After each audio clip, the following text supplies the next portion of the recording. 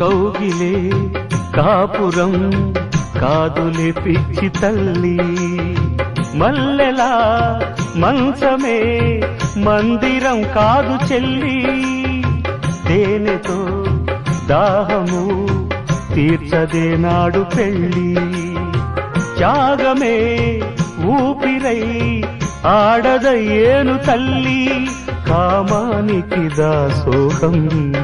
కారాదే సంసారం, కాచుకో భర్తనే కంటి పాపాయిగా, నేర్చుకో